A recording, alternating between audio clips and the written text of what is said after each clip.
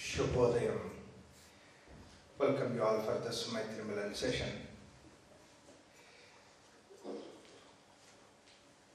Tyatva karma phala sangam nitya truptaha nirashrayaha. The way that Krishna suggests in Bhagavad Gita, which is there in the 15th shloka in the Karma Yoga Shloka Sangraha. Krishna tries to give us several suggestions how the attitude behind the activity we need to change. We have seen a few of them, like the way that do the action, but then don't expect your attachment towards the fruit of action. Like that, there are several other things that we have seen. So today, I would like to take up this concept which gives us the benefit of the shloka that he has given us, Tyaktva karma phala sangam nitya truptaha nirashrayaha. We need to have a little background before we understand that particular sutra, that for a long time, that the modern science thought that what exists is what you see is what that is there. Matter is there because that is what you see and then you experience. And then slowly the scientist has come to a level where today he says that there must be an antimatter also. It is not just one world, but there are simultaneously several worlds that exist. So like this, science is going to a level where they would like to see something which is beyond matter. In fact, much before only the matter exists was there, it was first time that what cannot be seen, what cannot be looked at outside exists, and that's what is called as mind. Like that, Sigmund Freud came to understanding, analyzing and application of this particular concept of mind, and it has come to be part of the science. That means to say, once they accepted the aspect of psychology, then they have already transcended the concept of only what that you see. What that you do not see also exists. But then that can be analyzed, that can be understood is the way that the modern science is looking at it. But then later on, presently, that with the advent of scientists like Roger Penrose and all that, there is what is called as a parallel world, there is what is called as a black hole, where into antimatter, where into opposite to matter also is there. Like this, that the complementary nature of the creation that they were trying to look at it. Way back in the Indian philosophy, they looked about this particular complementary behavior, and that's what you can see very eloquently in Bhagavad Gita. We always have, as a moralist, we always have a concept saying that why do we have bad? Why we don't have only just good? Similarly, why God created us hell? He could have just created heaven. Why we have only the joy?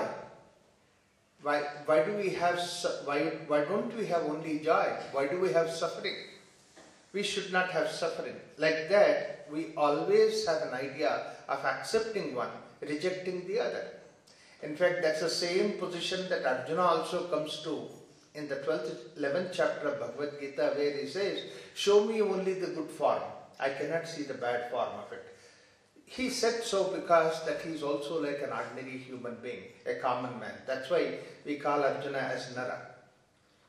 Whereas Krishna shows both the treacherous form and also the very pleasant form. And we have both these things. In fact, the same thing that you can see the gods having. On one side that they have Abhaya Hasta, the hand which gives you benediction, benevolence. On the other side, that you also have the bow and arrow that he is holding. So what that means to say, both the aspects are there in this creation. So this way, that the creation started with the pairs of opposite.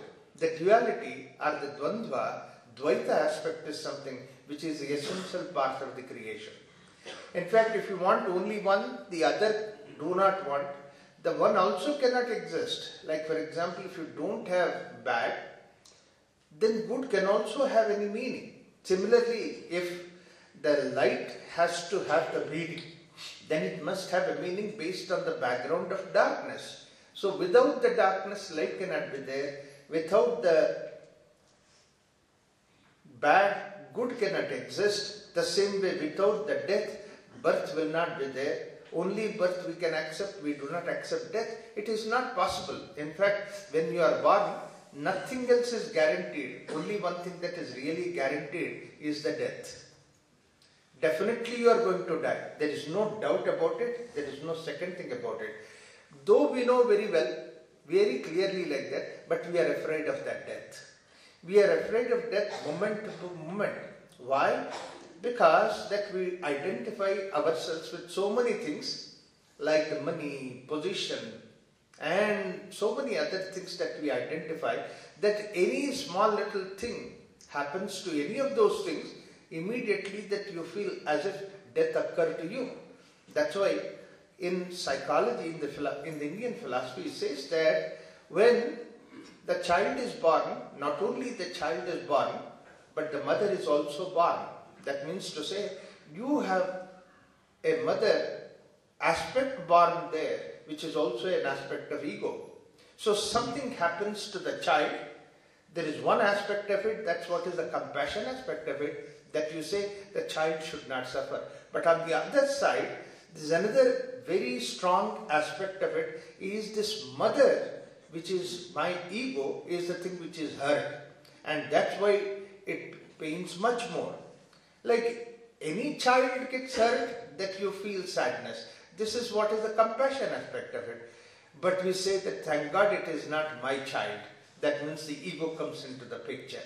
So essentially, along with this, a child is born, there is another thing, that is mother is born. We identify ourselves with like that. So everything like that, there is an ego born along with the whole thing. And the suffering basically is because of the loss of that ego, the I aspect of it. But then the death is something which is definitely there. In fact, the creation continues whether you are there or not. Only thing is that for a very short period of time. Look at imagine the span of creation. In that span of creation, what are you? 100 years that you live, it is like a small little speck. It's not even as much as that you put the spin on the impression that the pin creates. Great people have come and gone. But then we are so caught up with one thing, birth we can accept, death we cannot accept. It's our limitation, we cannot take both of them. But the creation has both these things. And they are simultaneously created. It's not that you have to create, pair them together. In the nature itself, in the creation itself, this pair exists. Like the way that the North Pole is there in a magnet, immediately South Pole is there. You cut that magnet into two pieces, then you say that one is the North Pole and the other piece is South Pole. You need to search for something to see that you pair it up. You don't have to do that. There itself, North Pole and South Pole again created so that a balance is maintained. So the creation is nothing but the opposite pairs of things, but then they are in beautiful, wonderful harmony. Everywhere it is like that. Similarly, within us also it is created like that, that the hunger, the food is created, simultaneously hunger is created. Therefore, that hunger and food, like the way that the North Pole and South Pole of the magnet belong to the same magnet, the hunger and the food, they belong to equal, harmonious, one to other. In fact, whatever that is food is created by the force, the same force at the same moment creates the hunger also. Similarly, whatever the force that creates the water, at the same time, and the same force is the one which becomes the thirst also within us. In fact, just because that it is belonging to the same force, that's the reason why when you are hungry, you take the food, that balance is taking place. So the food belongs to the hunger. Similarly, water belongs to the thirst. If you do not have thirst, that water cannot really give you joy. And whenever this particular harmony takes place, whenever this adjustment takes place, that's when you feel this sense of satisfaction. And this is what is called as trupti. Trupti means when these pairs of opposites which are created in the nature, when you harmoniously put them together, That's what is trupti, and that's what is the concept. Another concept, an activity of that particular nature is what is called as yajna. This concept of yajna is extraordinarily available only in the Indian philosophy. You cannot translate into any other language, actually. Because that we don't have any proper word in English, that we call it as sacrifice. But then that is a very, very poor substitute for that. And the moment that you translate a sacrifice, then people have the idea that, oh, I have to give up something. It's not giving up. Basically, it is the food belongs to the hunger, and the giving food to the hunger is what is called as yajna. And this whole creation, if you take it, it is nothing but this yajna, that is what is happening. This is what Krishna says in Bhagavad Gita in another context, that is yajnat bhavanti bhutani. The whole creation is based on yajna. What is this yajna? That means he created pairs of opposite and then put them together, and then that dynamics of coming together, getting together, is the way that joy takes place. It's a very, very innocent play. Like the way that the children are playing, one child says, let me hide, and you find. They know that both the children are there, but then one hides, then the other one goes on in search of it and then finds it and feels happy. The same way that two friends are there, they're together.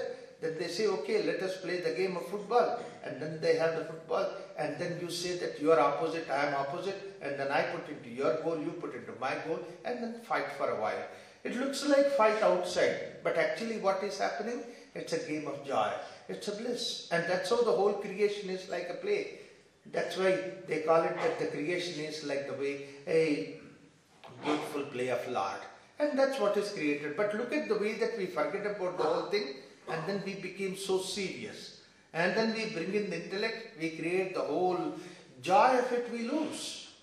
I was in my friend's house in Germany, and then there was a party going on, and all these, my doctor friends, they all got together, and naturally, anywhere, at any gathering where the people of the similar occupation, they get together and they're taught in their area of interest that starts, like software engineers put together, they talk about software engineers. Politicians put together, they talk of politics. Like that, the doctors also go ahead with talking about the medical knowledge, and they were also busy talking in Germany, and I don't understand one bit of it.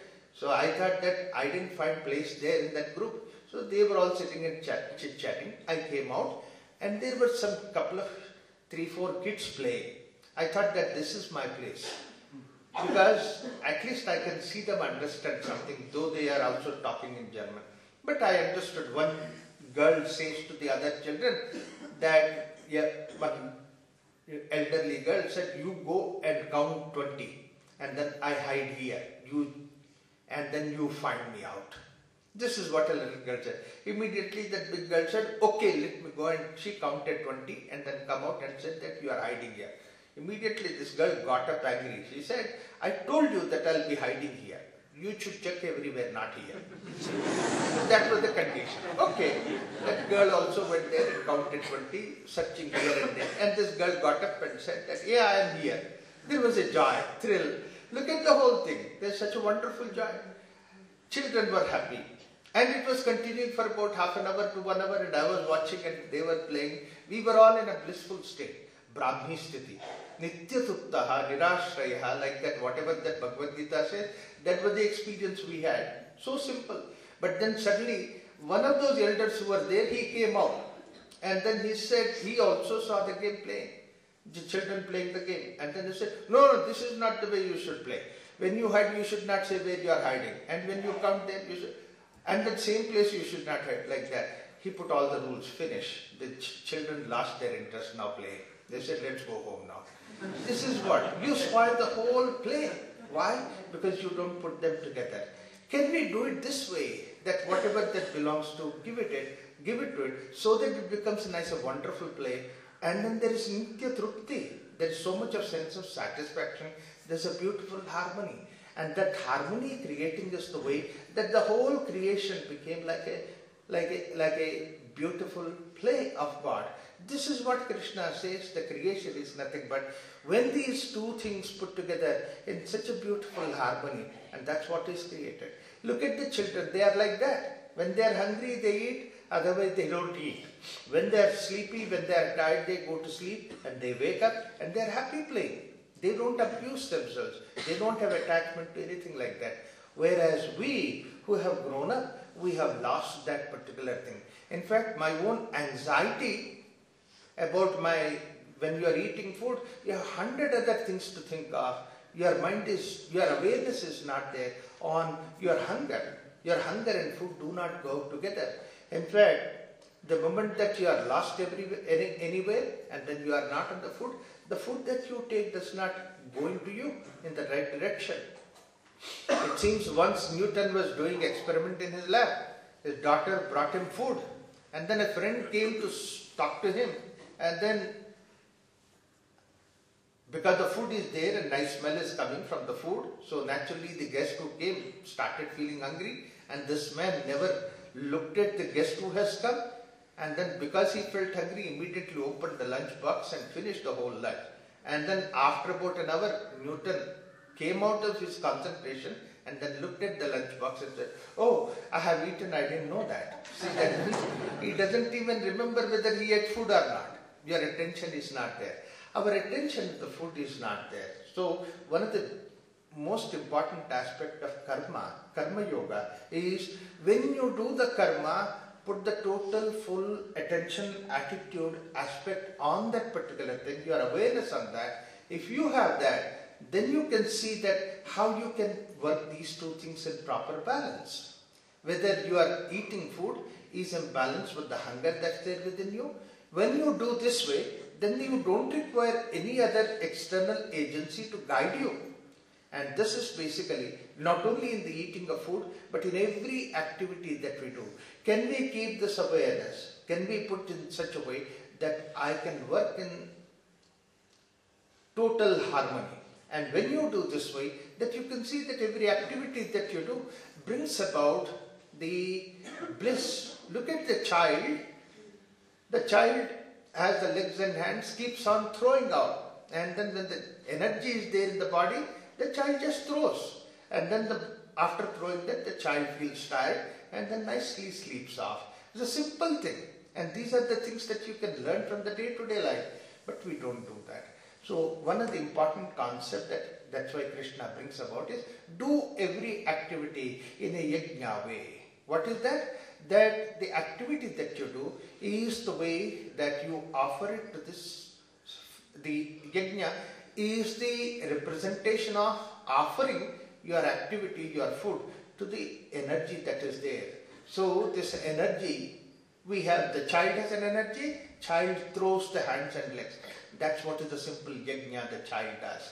The same way that the plant has energy, the plant produces nice wonderful leaves and all that, and then when the energy is gone, the leaves drop off. That dropping off leaves is the way that yajna takes place. In the nature that you can see constantly that yajna that is going on.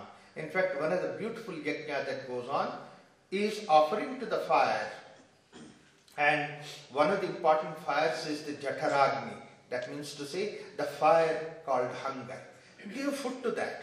This is like the way that it's a wonderful yajna that we are doing. There is a fire inside which is very similar to the fire that is there that you can think of in the yajna that we are doing. You offer fire there and then you start offering the things, that ghee and other things into that. So the same way that this is also something like a fire, that offering that is going on. Symbolically, to remind ourselves that every activity that we do is yajna, that we have introduced this shloka from Bhagavad Gita, Brahmarpanam Brahmahavihi, Brahmagno Brahmanahutam, Brahmaiva Tena Gantavyam, Brahmakarma Samadhinam. This is what is the shloka that we are all chanting before we take food. And we are very fortunate that Krishna has given such a wonderful concept in Bhagavad Gita. So let me explain that a little bit so that this Brahmarpanam, not only we say in front of food, all right, but that concept, you keep it behind every activity that you do. Because this is what is essentially the activity of Brahman, the creation, then only it becomes like a pious, sacred activity. What kind of things are the sacred activity? Including your taking food is nothing but a very sacred activity of yoga. It's a part of karma yoga. How can it, when is it possible? When you bring in this awareness about that, saying that Brahmarpanam Brahma Havihi. That particular fire that is there, Brahmagnau Brahmanahutam. The way that particular offering that is going in, it is nothing but the offering that is given to the fire. Like the way that in the fire ceremony, you have the central fire and then you go on putting the fire like ghee like that, and also putting the sticks that are there so that the fire is taken care of. Now what happens when you put the sticks, when you put all those things, they burn in the process. But then they improve the fire. They make the fire bigger. So this is how essentially the whole concept is there. The whole offering that you are giving in the form of food, it is nothing but Brahma. That's why it is called as Brahmarpanam. Brahma Havihi. That means to say the thing that goes into the fire, it is all nothing but Brahman. Brahmagno. The fire for which that you are offering is also Brahma. Brahmaivatena gantavyam. Ultimately, all these things will reach Brahma. When can it reach Brahma? When the offering that you are giving, that means the offering that you are putting for yourself, and that's what is Brahman. Here, in this particular shloka, there is a very beautiful, important concept about the personal sadhana. And that's what is basically the ghee that is offered in the fire ceremony is equated to what you are. You are the ghee that you are offering to the fire. Let us look at what is this particular, why this fire is important. The fire is, offering to the fire is supposed to be a spiritual journey. There is a very important quality about the fire. Fire always goes in the upward direction. In whatever way that you put it, the fire always glows from in the upward direction. And that's what is the important idea. The same way that when you are in the spiritual sadhana, your energy should grow in the upward direction. Then only that energy is a natural energy that is there within you. So your prana also should go in the upward direction. The prana which goes in the downward direction is the prana that makes you the matter, whereas the prana that goes in the upward direction makes you the space. Look at the fire that you take. The lower end of the fire is matter, and the upper end is this space, is the sky. And in the process, in this journey, when it goes upwards, then that particular fire radiates the heat everywhere, light everywhere. That's what is the power. When the energy goes in the upward direction, then that particular energy radiates. That energy gives the heat outside, and also it is moving from the matter to the space. It is moving from the matter to the consciousness. And this journey can be possible when you can compare yourself with that particular ghee that is being offered. Ghee has a very special importance there because ghee comes from the milk. But then if you put the milk in the fire, it kills the fire. Whereas the same ghee that you curdle it and then you take out the curd and then you have to churn it. And you have to churn it so carefully that it is neither over churning nor under churning. Then that brings about the particular butter out of it. Whether you put the milk or the curd or even the butter, but the fire will die. But that butter has to go through the fire again. You have to simmer it on the fire so that slowly it decants and then it settles, and then what comes out is the ghee. And that ghee, once it comes, actually by the time it comes to the butter, you make a butter and put it in the water. Butter itself does not mix with the water. Though when the butter is in the form of milk, it would mix with the water so easily you cannot separate it out. But the same butter, when you take it out in the form of butter, it doesn't mix with the water. But then once that you simmer it on the heat, and then finally what comes out as a ghee, and that ghee, when you put it in the fire, you do not even have a residue of it. The completely it burns. Not only that, it assists the burning. And the same way, that we all have divinity within us. We all have that ability which can symbolically represent that fire, and that fire can help the world outside. But you cannot just offer it like that with all the vasana, with all disturbances. We need to churn it. We need to see that something that comes out of it. The whole process of curdling is nothing but you shift your paradigm, you shift your priorities from the world to a journey in a deeper direction. As long as that you are after the world, people come and ask that by doing yoga that I can do much better business, I can do something. Again, you are doing yoga, but your focus is still on the material world outside. No, you try to improve your personality. That's what is the focus of yoga. It is like the way that in Bhagavad Gita, another place Krishna says, the eagle is flying up in the sky hundreds of feet above, but then the eyes are there on the dead rat on the ground. Should we have that way? When we have come to such a wonderful science like yoga, let us not keep your eyes on that material level. Do yoga so that I can do much better business, I can do much better thing. I can improve my sexual abilities by yoga. In fact, there are some schools which are saying yoga for sex. You can have a better sex. Even at the age of 90 years, you can have sex. What is this? When are you going above? When are you growing? So this is how basically let us leave that focus. And this growing upwards is the one. When the churning takes place, that paradigm shift is what is called as from milk to curds. And after that, you need to go through the churning of it. Just this knowledge is not enough. You have to go through the practice. You have to meditate. You have to regularly go through the yama, niyama, all these practices. This is what is the churning. Churning is not against us. Churning is to see that the divinity that is there within us is brought out. So that when you churn it, then the butter comes out. And the butter itself does not mix with the water. Now that is at that level you can see that there is a qualitative difference between you and the world outside. You have definitely much better, you use your discrimination before going to the world. Otherwise what used to happen was, the way that the world drags us, we would have easily gone by that. Whatever the way that world sways us, we would have gone by that. But this separation that comes out, but then after that, going deeper and deeper inside, then you find the ghee that is there within us. That's the essence of it. When you do that, then such a person is a person that who can really glow. A ghee like that is the one which assists in the fire to take place.